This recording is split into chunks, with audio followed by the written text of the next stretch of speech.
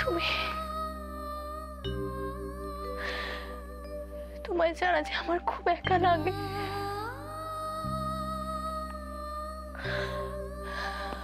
খুব ইচ্ছে করছে তোমার গলা শুনতে।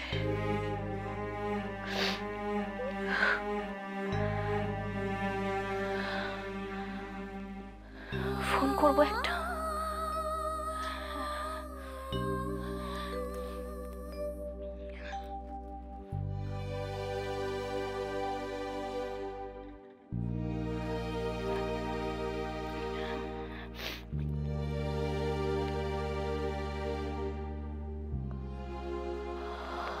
না,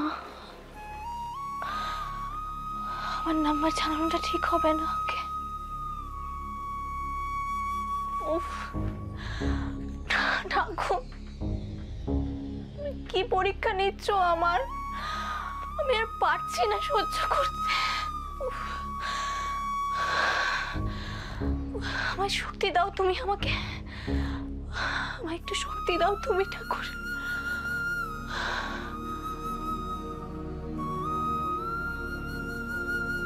মহেশ মামার ফোন থেকে ফোন করবো, তাহলে তো নিশ্চয়ই বুঝতে পারবে না আমি করেছি। হ্যাঁ, আমি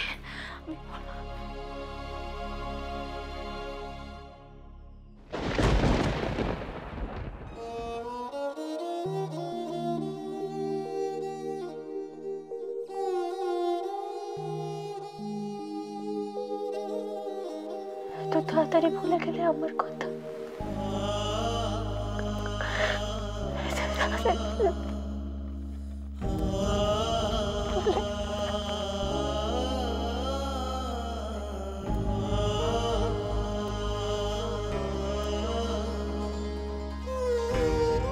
না মামনি, এই জন্মে আমি কনককে ভুলতে পারবো না।